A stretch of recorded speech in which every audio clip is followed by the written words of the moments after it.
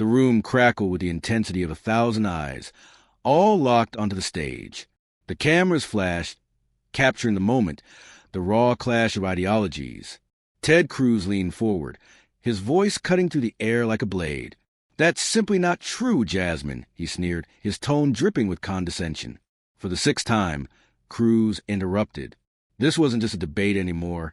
It was a battle of wills, and Cruz was playing to win.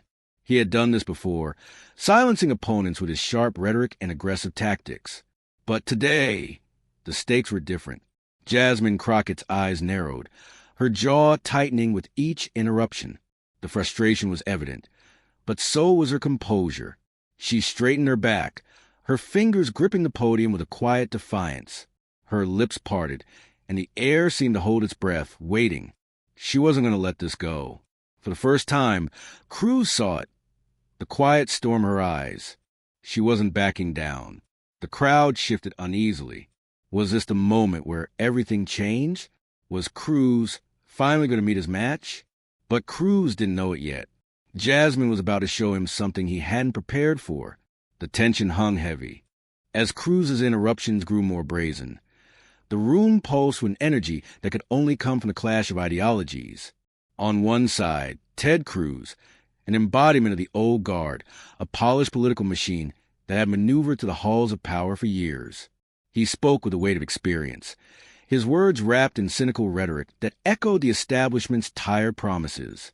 He had mastered the game, knew how to play it, and more importantly, how to win it. His every word, every gesture, was calculated to push back against change. On the other side, Jasmine Crockett stood poised as a beacon of hope for a new America, one that had long been overlooked by the powers that be. She wasn't just a politician. She was the voice of those who had never been given a seat at the table. Raised in the very communities Cruz had spent decades ignoring, Crockett's words were laced with the truth of lived experience. For her, this wasn't just about debating policy. It was about shifting the very axis upon which the country turned. And that's where the stakes began to shift. This wasn't mere exchange of ideas. It was a battle for the soul of the nation. Cruz was defending a system built on the status quo, a system that had allowed a select few to control the future.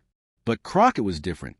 She represented a rising wave, one that saw the flaws in the system and was determined to tear them down. The audience could feel the weight of it. This wasn't just a debate about policies. It was about the future, about who would define the direction of America in the years to come. Would it be Cruz, clinging to a system that had served him and his donors for decades? Or would it be Crockett, determined to lead with integrity and a vision that encompassed everyone, not just the powerful few? In that moment, the tension was unbearable. This wasn't just about winning a debate. This was about shaping the future of the country. Ted Cruz had built a career on the art of political warfare, a warfare he was always eager to fight, but rarely ever willing to lose. His rise to power was marked by a series of calculated moves, each one designed to maintain the status quo that had served him so well.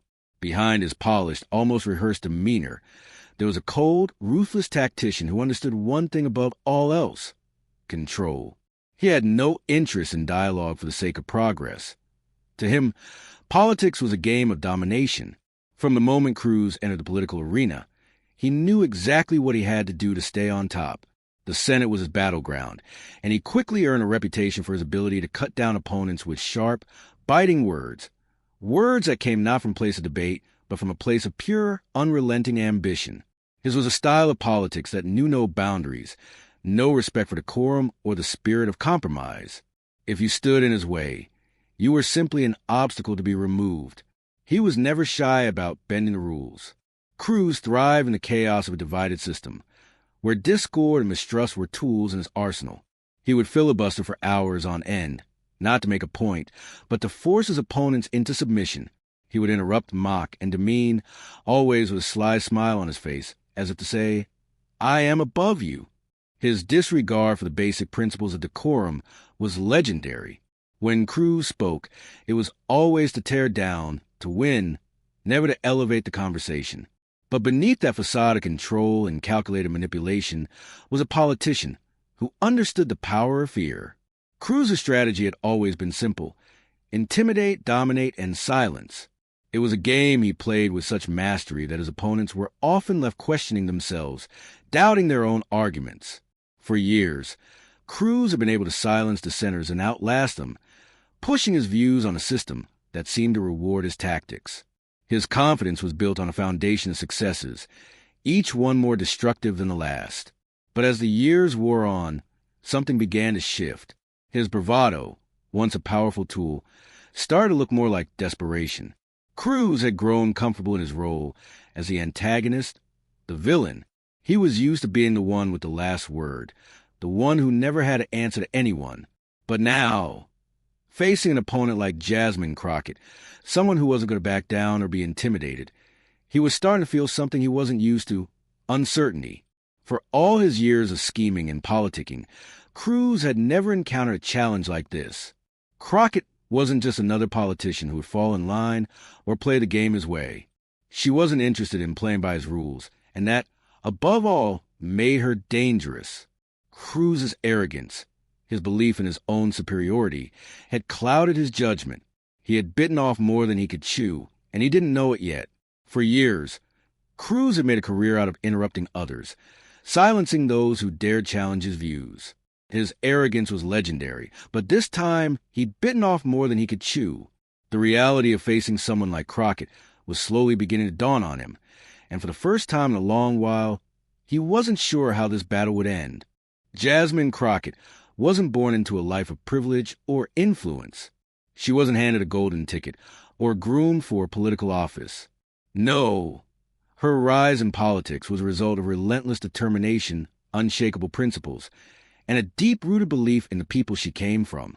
Every step of her journey had been a hard one, and it was a journey shaped by the kind of struggle many of her opponents could never understand. Growing up in a community where opportunities were scarce and the political system often seemed to turn a blind eye to the needs of the most vulnerable, Crockett learned early that change didn't come by waiting for it. It came by fighting for it. From a young age, she witnessed the toll of injustice on her family and friends. She saw the powerful thrive while the marginalized were left to fight for scraps. But instead of becoming bitter, Crockett became determined. She knew she couldn't change the world by staying silent. Her path wasn't easy. As a woman of color in a field dominated by the elite and established, every door seemed to close in her face before she even knocked. She had to work twice as hard, speak louder, and prove herself again and again, but each obstacle only fueled her resolve. She didn't come from a world where power was inherited. She came from a world where power had to be earned, and earned through sweat, sacrifice, and unwavering commitment to those who had been forgotten by the system. Her first taste of political activism came when she worked as a community organizer in the inner city. It wasn't glamorous work, but it was necessary work. Crockett listened to people, real people, the kind of people who were never invited to the tables where decisions were made. She fought for better schools, fair wages, and access to health care. She fought to make sure that every voice, no matter how small or unheard, was counted. And through it all, she remained steadfast in her integrity. She knew that if she ever compromised, even for a second, she would be no different than the politicians who betrayed her community time and time again. But Crockett wasn't just fighting for power. She was fighting for justice. She didn't want to be a politician. She wanted to be a leader who would stand up when others sat down, who would speak when others were silent, and who would fight for what was right, even if it meant standing alone.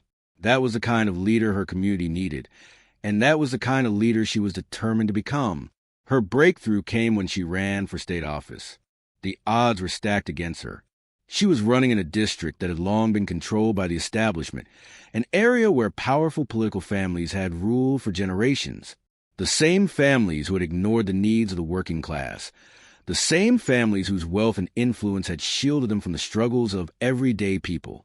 But Crockett was different. She wasn't a career politician. She was a fighter. She didn't run with empty promises. She ran with a vision of a government that worked for the people, not for the powerful. A government that prioritized justice, equality, and fairness. And as she walked through neighborhoods, spoke at town halls, and met with constituents, people began to believe in her vision. They saw someone who wasn't just in it for herself, but someone who truly cared about them. Her campaign wasn't just a political movement. It was a revolution. People from all walks of life rallied behind her, from the working-class family struggling to make ends meet to the students fighting for a better future. It wasn't long before she became a symbol of hope, a voice for the voiceless, and a beacon for those who had been forgotten. Crockett's success wasn't just a personal victory. It was a victory for everyone who had ever been told they didn't matter. And as she walked into the halls of power, she knew that the fight wasn't over. It was just beginning. She had always fought for the people. Her rise in politics wasn't by accident. It was a result of years of hard work, sacrifice, and an unwavering belief in justice. And now, standing across from Cruz, she was ready to fight for what was right, not just for herself, but for everyone who had ever been pushed aside by the system. This battle was hers to win, and she wasn't going to let anything or anyone stand in her way. With each passing minute, the intensity of the debate was escalating beyond anyone's expectations. Cruz's interruptions had become a rhythm, each one more forceful than the last. He was relentless, determined to dominate the conversation, not just with facts, but with force. His words were sharp, designed to cut, to silence, to provoke. Each time Crockett attempted to speak, Cruz was there, leaping in with dismissive comments, accusations, and sneering insults. Once again, Jasmine, "You're missing the point," Cruz snapped, barely allowing her time to finish her sentence. He leaned forward, his eyes glinting with smug superiority. "You can't keep ignoring the facts. Maybe that's why you're so easily manipulated by all the wrong people." The audience shifted in their seats, tension rippling through the room. It was clear to anyone watching that this was no ordinary debate. This wasn't about policies or ideas anymore.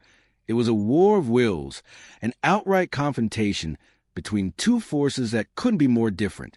Cruz, the political veteran with years of experience in twisting narratives to his favor, and Crockett, the newcomer who wasn't going to buckle under pressure, no matter how hard he pushed. Crockett's jaw tightened, but she didn't flinch. The crowd could see it in her eyes, the growing frustration, the rising tide of emotion. This wasn't the first time she'd been talked over, ignored, or belittled, but something about Cruz's arrogance set her on edge. Yet, she refused to let him win. Her voice, steady but unmistakably firm, cut through the chaos. "I'm not here to play your games, Ted," she said, keeping her tone even despite the growing tension. "I'm here to make a point. And you," she took a breath, refusing to let the moment pass her by. "You are the reason so many people don't trust Washington anymore. You don't listen. You just shout." For a split second, Cruz faltered. The audience could feel the shift, the slight crack in his armor. But it was only a moment. He smirked, leaning back in his chair, his arrogance returning like a shield. "You're cute, Jasmine. Really you are, but you're out of your depth." The words hung in the air, meant to belittle, to mock. Cruz had always thrived on making his opponents feel small, on showing them who was in charge. But Crockett wasn't like the others. She didn't buckle. She didn't crumble. And for the first time, Cruz's usual confidence wavered.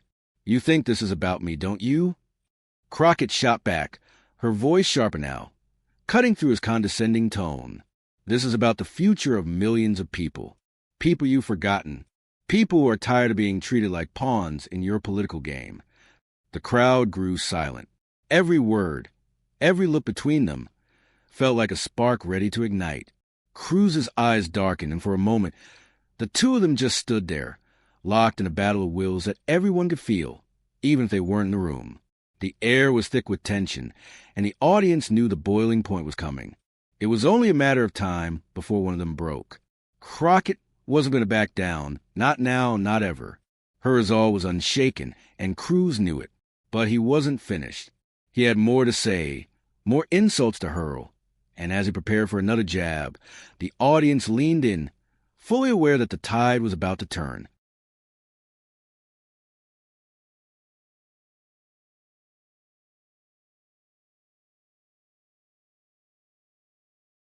The debate had reached its boiling point. Every word, every glance exchanged between Cruz and Crockett had been loaded with tension. Cruz had made his last attempt, leaning into the microphone with a grin that practically oozed arrogance. "Let's be honest, Jasmine," he said, his voice dripping with superiority. You're in over your head. You're a pawn in a game you'll never understand. The real world is about compromise, about getting things done. You can't keep pretending that your dreams will fix a broken system. Crockett's eyes never left him. She didn't blink, didn't flinch. Her posture remained unwavering, calm in the face of Cruz's verbal assault. The room was heavy with anticipation, as if every single person present knew that something monumental was about to happen. The tension was thick, suffocating.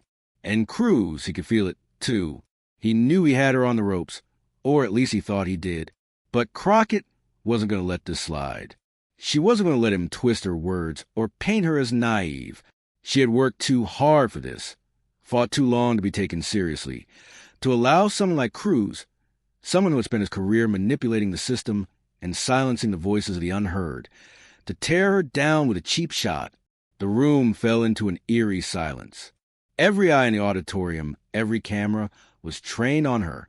Cruz's last words hung in the air, but Crockett, poised as ever, took a long, deliberate breath. The audience could feel it. The moment of reckoning, the calm before the storm. Cruz had expected her to falter, to back down, or at least give a weak rebuttal. But they were about to witness something far more powerful. With a voice as smooth and controlled as silk, Crockett finally spoke. "You want to talk about compromise, Ted?" Her tone was almost too calm, too measured, as if she had already known this moment was coming. "I've spent my whole life compromising. I've spent years in a system that told me to sit down, shut up, and let the powerful decide what's best for me and my community. I've been told to wait my turn, to play by your rules, to compromise my values just to get a seat at the table. But let me tell you something, Ted. There are some things that are worth fighting for, and there are some fights that don't require compromise." The words hung in the air like a sharp, piercing strike. The crowd's reaction was instant.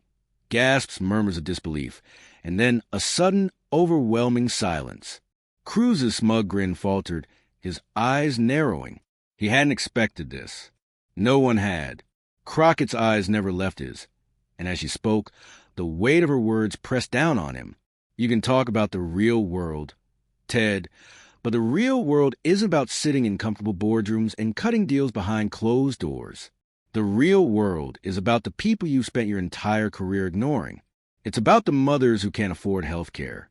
It's about the kids who go to school hungry. It's about the families who've been pushed aside because they don't fit into your version of progress." Crockett paused, letting the words sink in. The room was holding its breath. Cruz's lips tightened, but he couldn't interrupt. He was caught off guard, his arrogance suddenly crushed under the weight of Crockett's relentless truth. The momentum had shifted.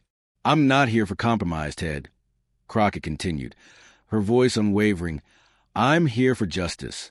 I'm here for the people who've been silenced for far too long. And I'm not backing down. Not now, not ever." The moment was electric. It was as if the air itself had been charged with a powerful force.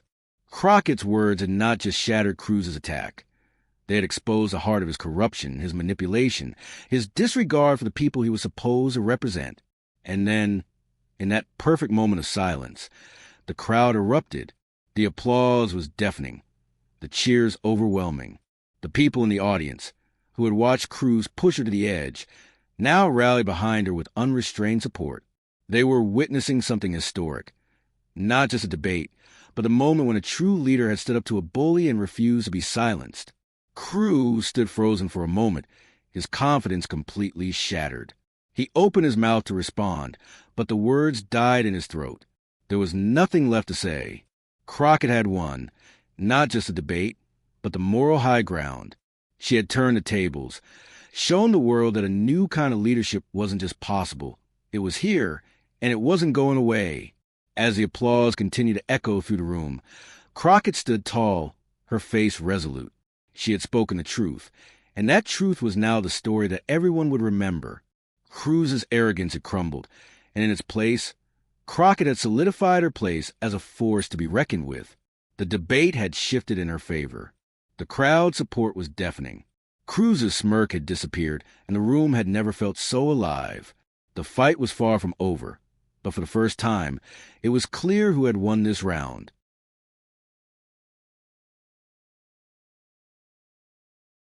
Within hours of the debate ending, the shockwaves were already rippling across social media. What had started as a heated exchange between two politicians had quickly transformed into something much bigger, a defining moment that was resonating with people far beyond the walls of that debate hall. It was everywhere. Hashtag Crockett Shutdown started trending on Twitter within minutes, flooding feeds with posts from all corners of the political spectrum. People were sharing their reactions, their thoughts, and their admiration for Crockett's unflinching response. What had been a single line, spoken with poise and strength, had sparked a fire that was spreading like wildfire across the internet. Memes flooded social media platforms, showing Cruz's smug face next to Crockett's calm, unwavering gaze. The juxtaposition was powerful. Her silence after the mic drop moment spoke louder than any words could. The world was watching, and they couldn't get enough. Political commentators, many of whom had previously written off Crockett as an upstart, were forced to reconsider their positions. News anchors, political analysts, and journalists across the country couldn't stop talking about the debate. Jasmine Crockett just did what no one thought was possible. She stood up to Cruz and delivered a knockout punch that no one saw coming, said one prominent news anchor, barely able to contain his astonishment. It wasn't just the words, it was the way she said them. This is a new kind of politician. Celebrities, too, began chiming in. Hollywood stars and social media influencers joined the conversation, posting about the moment they had witnessed. This is what real leadership looks like, tweeted actress and activist Mia Williams. Jasmine Crockett is a woman of integrity. Ted Cruz could never. The hashtag was everywhere, in the hands of voters, in the mouths of commentators, on the posts of every major social media platform. Crockett had become a cultural icon in one swift moment. The debate was no longer just a political event. It had become the heartbeat of a movement. But it wasn't just the high-profile figures who were reacting. Everyday citizens, too, were moved by what they had seen. Across the country, working-class families, students, teachers, and parents shared Crockett's words. At a local diner in Ohio, a group of teachers sat glued to their phones, watching the debate clip on loop. "I've never seen a politician stand up like that before," one teacher remarked. "She's got my vote." In bars, living rooms, and offices across the nation, people were talking about it. She took him down without raising her voice.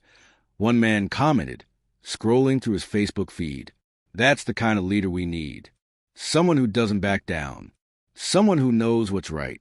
And as the conversation spread, so did the calls for change.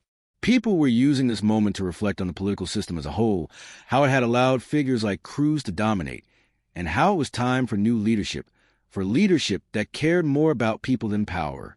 It wasn't just that Crockett had won the debate. It was that she had changed the conversation. She had taken down a political titan, a man who had been in the game for decades, and in doing so, had given voice to those who had been silenced for far too long. By the time the night fell, news outlets were still buzzing about the debate, replaying the crucial moments over and over again. The moment had become a symbol of resilience, of what it meant to stand up to the powers that be, to say, enough is enough.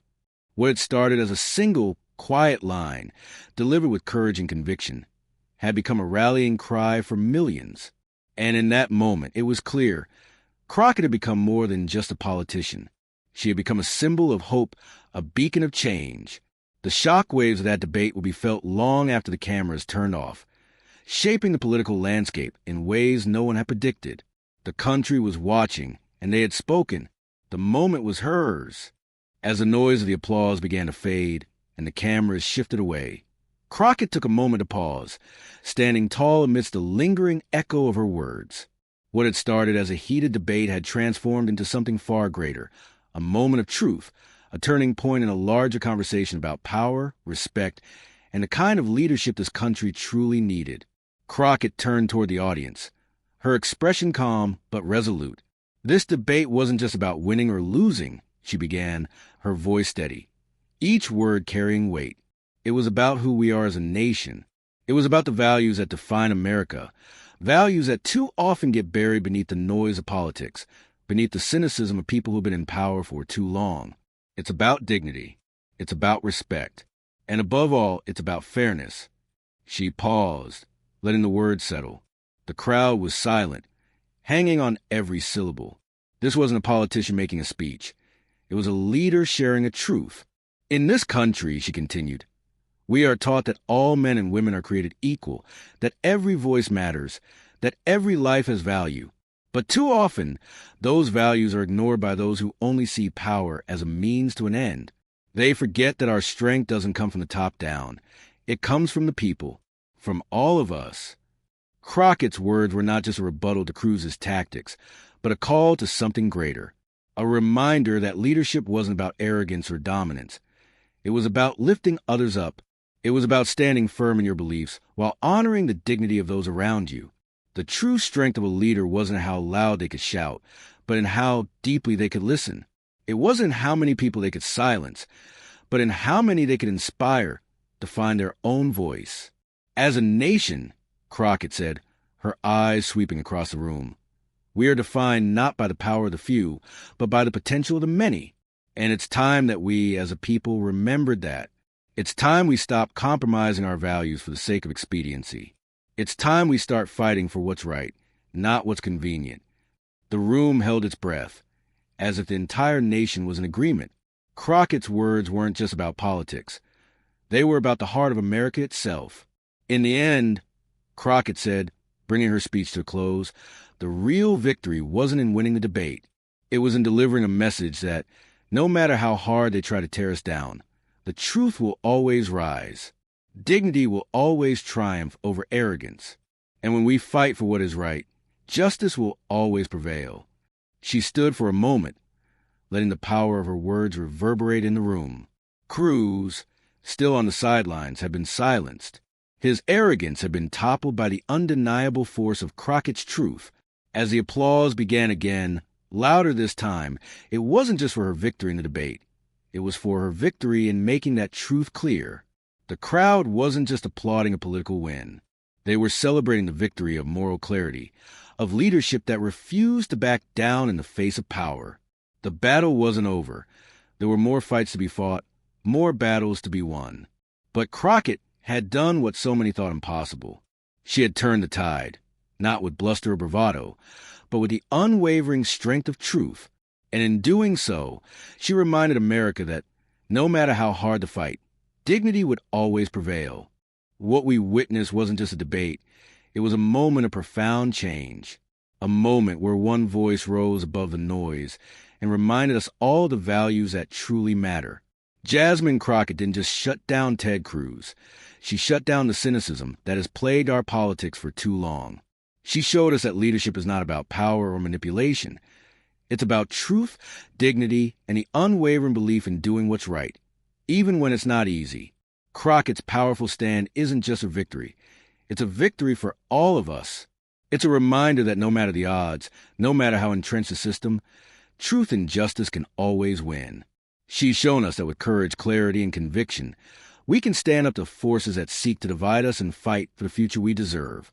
This moment has the power to inspire real change. But it doesn't stop here.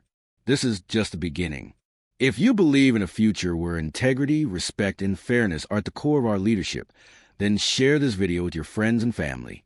Let's spread this message far and wide. Because together, we can build a movement that values truth over arrogance, that prioritizes people over power.